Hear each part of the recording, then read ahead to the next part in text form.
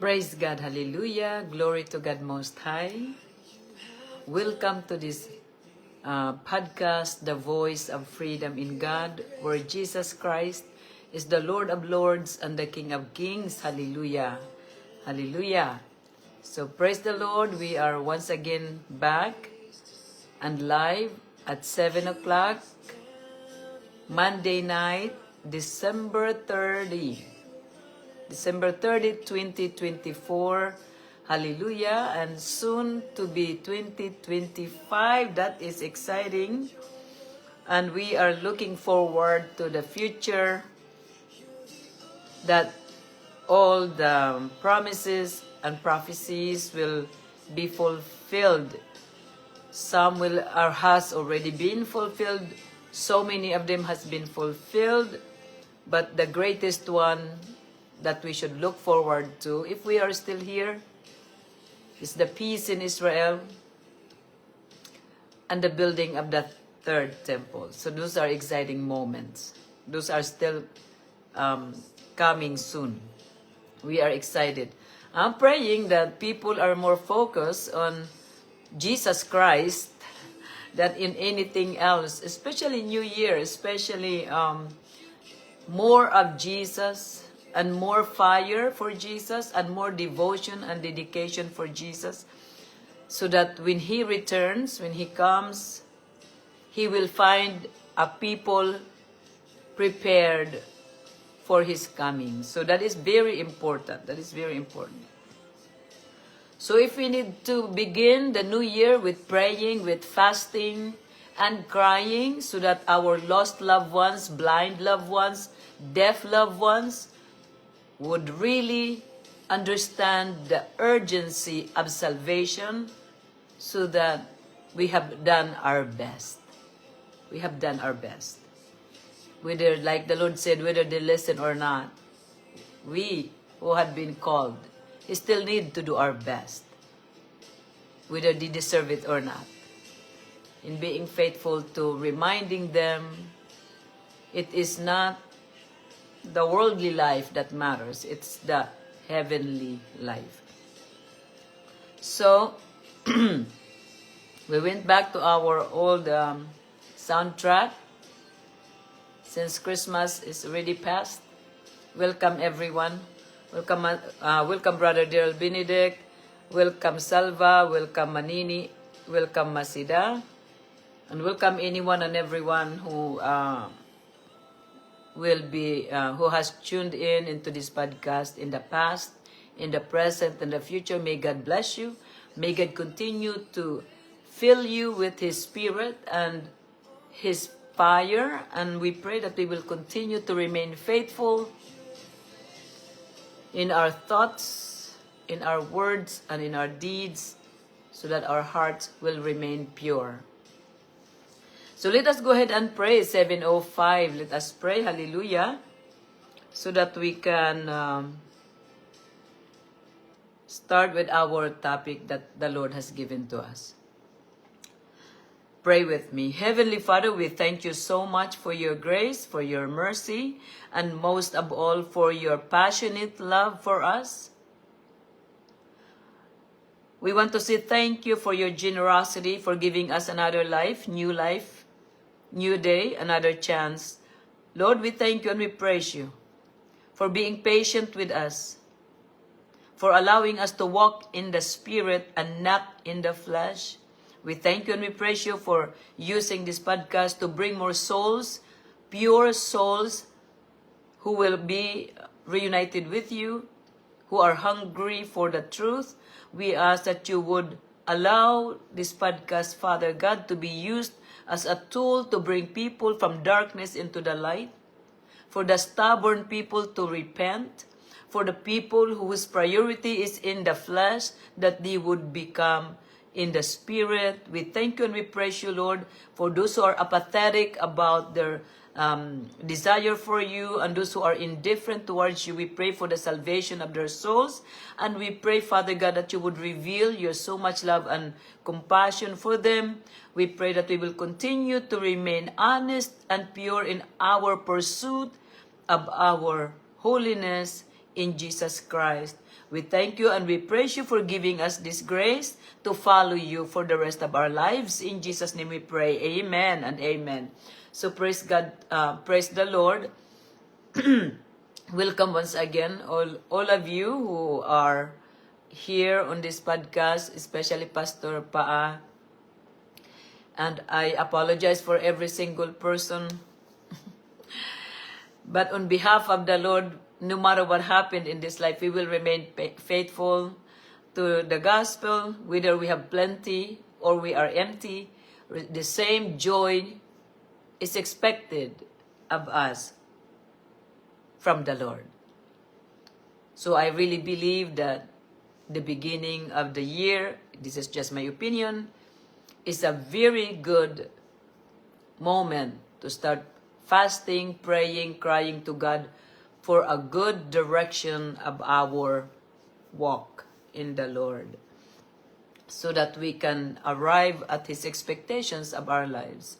So our topic tonight is in Romans 15 verse 1 to 6.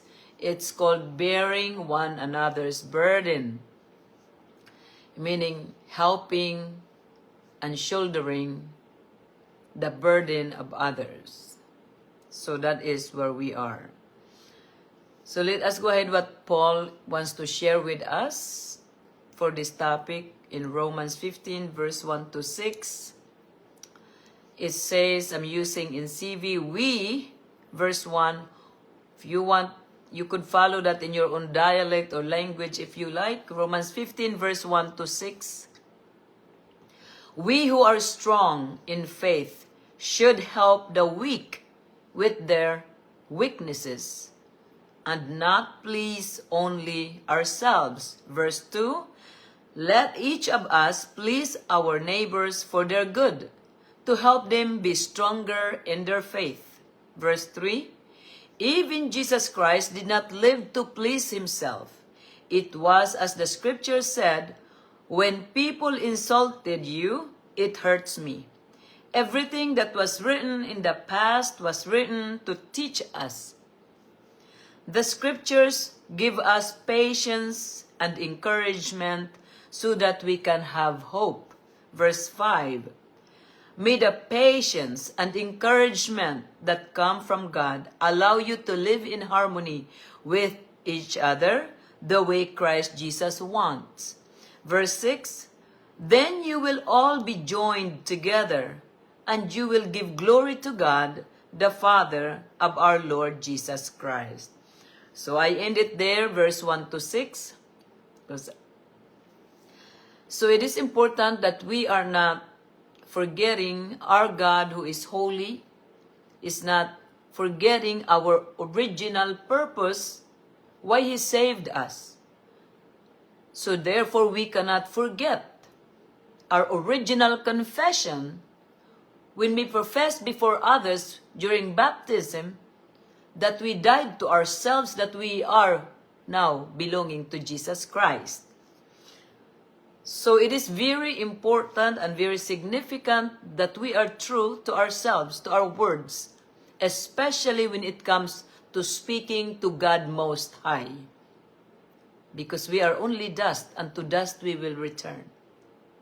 There are no liars in heaven, and there are no cowards in heaven. For the Lord doesn't delight in the one who shrinks back. So verse 1, we who are strong in faith should help the weak with their weaknesses and not please only ourselves. So what does this mean? We who are strong. So maybe these are the leaders. Maybe these are the people who pride in their belief and following in God, how good they are following and how wonderful they are obeying. So these are probably strong people in faith. But the admonition of Paul, he said, help the weak with their weaknesses. So what are these weaknesses? People call themselves Christians, but they are gossiper. People call themselves Christians, but they are greedy. These are their weaknesses in life.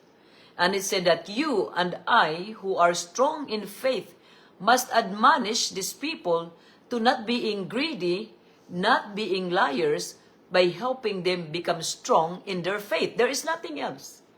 Because it's all about salvation. So your direction cannot be in the flesh. It must be directed in the spirit. So do not attack. In other words, we nurses, we have a saying. When there are new nurses, and we are old nurses, meaning been serving as nurses for a long time, we have a saying, don't eat your young. Meaning, don't eat the new nurses by tormenting them or bullying them. So, we who are strong in faith should help the weak with their weaknesses. So maybe these are people who are believers and they still smoke and they still drink. And so you have to admonish them that the way to walk in Christ is to help yourself desire to get rid of the things that are not appropriate for a believer. That's how we help. So far, Paul did not say that we must mock these people, gossip about these people, or mistreat these people, or belittle these people who are weak in their faith because they are not able to run the way you do. So in verse 2 it said, let each of us please our neighbors for their good. So meaning, if you see someone who is trying to do something good, your job is to jump and say, wow, I really appreciate what you have done. No matter how small, we are to help the dying believers who are with the strong people in the faith should not criticize the small people in their faith. If you believe that they are useless people because they don't follow the right way, your job as a strong believer, show your love and compassion for the weak. So that you are not pleasing your own self. You are pleasing the command of God by helping those who are not as strong as you. To help them be stronger in their faith. How can they be strong, these weak people? How can they be strong in their faith if you keep slashing them? If you keep criticizing them? If you keep gossiping about them? If you are not loving them? And if you are not really giving up yourself?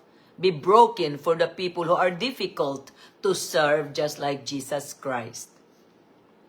A very strong admonition of God to us. Verse 3, even Christ did not live to please himself. So in other words, Christians, why are we complaining about nonsense, about things that doesn't bear witness to the eternal life? This is God's word. I did not choose this. Even Christ did not live to please himself. Are you living just meditating upon yourself?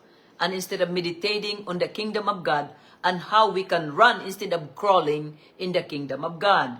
It was the scripture said, when people insult you, it hurts me. So when you gossip about brothers and sisters in Christ, you are gossiping about the Lord and his little children who are not strong enough. So when you persecute the weak Christians, you're persecuting Jesus Christ. And you call yourself a believer. Verse 4, everything that was written in the past was written to teach us. We cannot be so unteachable that we are refusing the leading of the Holy Spirit, that we are refusing to believe the scripture according to the guidance of the Holy Spirit. Otherwise, we will go to hell for disobedience. We will go to hell for the lack of resolve, meaning not obeying what God is saying. Because the Lord said it, I know my sheep. They know my voice and they follow me. So if you're following only the voice in your own head, well, that will not go very well for you. So repent. Be truly repent so that you will be truly a good believer. And your heart will, what did it say? And the sun will rise from your heart. In other words, your heart has no more darkness. You're no longer insulting people or complaining about the little people. It was the scripture said, when people insult you, it hurts me. So do not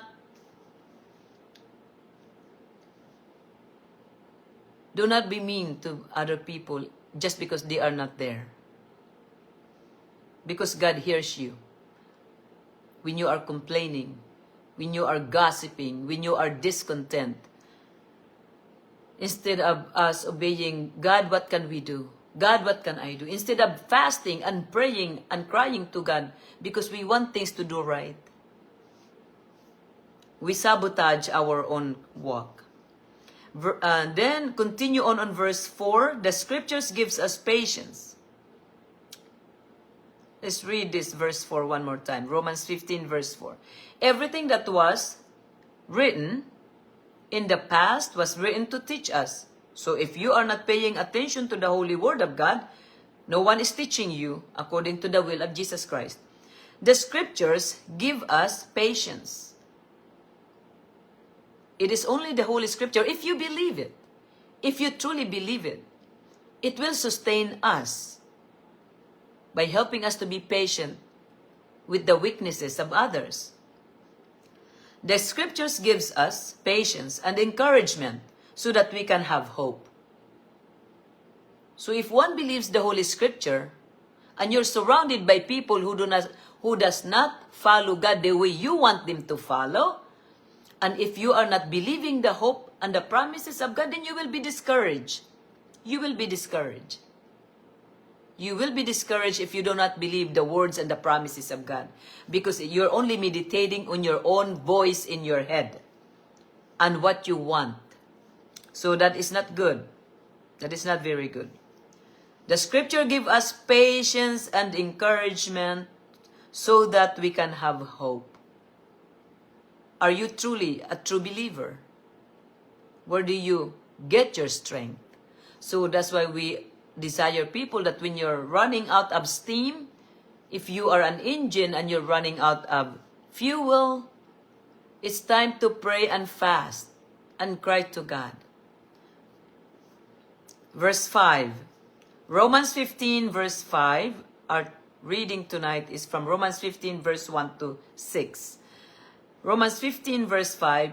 May the patience and encouragement that come from God allow you to live in harmony with each other the way Christ Jesus wants. Did you hear that loud and clear? What is the desire of God in the congregation, in a church? That we all live in harmony with one another. Is your church harmonious? Is your family harmonious? May the patience and encouragement that come from God, who is encouraging you? Who is giving you patience? Is it the words of people only, or is it coming from Jesus Christ? If it is coming from people only, it will not last because it is not eternal. But if it is coming from Jesus Christ, that will give you an everlasting patience, because the Lord is true in what He said, that He will refresh you every morning. His mercy is new every morning, unless you have forgotten what God said, because you're overly meditating on your own thoughts. So may the patience and encouragement that come from God, of course this is through the Holy Scriptures, allow you to live in harmony with each other the way Christ Jesus wants. That is Jesus' desire for you and for us, because He said the world will know that you follow Jesus Christ by the way you love one another, not by the way you tearing one another, devouring one another, and being mean to one another. Listen to the Lord. If truly you want to be part of His kingdom, then you have to listen to His words. Listen to His words. Your Lord and your God is doing so much and trying so much to correct your bad behavior. You're like a child, spoiled. God wants to correct your thinking. God wants to correct your behavior. Only if you listen, truly obey the word of the Lord, and you love Jesus Christ, then you will have the patience of the saint. Last verse, Romans 15 verse 6, then you will all be joined together, and you will give glory to God, the Father of our Lord Jesus Christ. Remember, during the first century believer, they were all in one accord. Everybody knew them that they were Christians because of how they were with each other, how they were kind to each other. The symbol of believing church in Jesus Christ, the true church, there is love, there is peace, there is joy, there is forgiveness in that church, and there is harmony in that church. There is harmony in that church.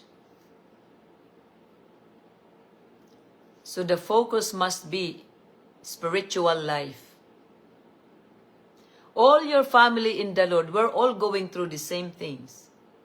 Same trials, same tribulations, but we have the same Jesus Christ who oversees everything for you and for me. So do not forget that Jesus is God. Be fearful of Him because He is not someone who shy away from punishing us or judging us when we do not obey what He wants, because He doesn't want to lose us. And so He will have to do what He needs to do to keep us stay, to make us stay in that path that is called the narrow road. But if you keep insisting on being obnoxious to God, then you will get spanked by God. Because if you're no longer living a life of holiness and obedience, then you are creating your own way of doing things. That does not glorify the Father, nor the Lord Jesus Christ. So that is our topic tonight, bearing one another's burden. It's in Romans 15 verse 1 to 6. I pray that if you want to read the book of Romans, especially chapter 15, I think it's a good thing. Let us not function like the world. Let us not function like the world. The world run around so much, so frantic. A lot of people, they are so worldly that they say they need to have something round on their table. They need to have something gold on their table. Where did you learn that? Do you know what those are? Those are superstition. Those are antichrist spirit. What is that doing in the church? Do you know what Jesus said? Prepare your heart for the coming of the Lord. Your superstition will drive you to destruction because that is quick. That is a blatant disobedience to the word of God that set you free. The Lord said, when the Son sets you free, you will be free indeed. You're no longer part of this world. So do not be working and functioning based on these things of this world. That's why you're not growing. Because there is so much that you need to let go. Jesus Christ is the only thing that matters. I don't care if people are hungry, starving, nothing. If you don't have Jesus Christ, it's worse after we die. There is nothing. At least if you are starving and hungry and sick, but we have Jesus Christ, it's only temporary. Just like the beggar. He suffered only for a little bit, and after he died, he was carried by the angels into the bosom of Abraham. So even if you are full of so much things, but after you die, you are buried and judged and end up in hell. There is nothing more that can be done for you. We just want to say that please pay attention to the Holy Scripture, listen to the Lord Jesus Christ, and take Him seriously. Take Him seriously. Take Him seriously. Know what He said. Know His real instructions. What are those? He said, train a child in the way he should go. So you have to train your child, he said, so that when he grows up, he does not depart from it. You have to train your child in the way how to become a Christian. And then he said, if you spare the rod to your children, you will spoil your child. And that is not good. So listen to God the right way. There has to be rules and regulations for all of us. We cannot just make up our own mind, everyone making up their own mind, except the mind of Christ is the only thing that we need to be one with. And those who believe truly in the Lord Jesus Christ, they are one with Christ and in Christ, and they have one spirit in Christ. Sometimes all believers, they don't even have to say anything because they have the same mind. They understand each other. So we thank God for this topic tonight. Continuing on to encourage, to give hope, to become true believers, to become holy to the Lord. So I pray that each and every single one of us will do our job to bring that light into the world, to become salt into the world. Not giving that light and salt only to ourselves. So I pray that you will continue to be respectful to the Lord Jesus Christ and revere Jesus Christ and obey His word. That is the only evidence that you respect Jesus Christ, when you respect His word and His command. May the Lord bless you, and may the Lord keep you, and may the Lord make His face to shine upon you and be gracious to you. And may the Lord turn His countenance towards you and give you peace. In Jesus' name we pray. Amen. Thank you very much.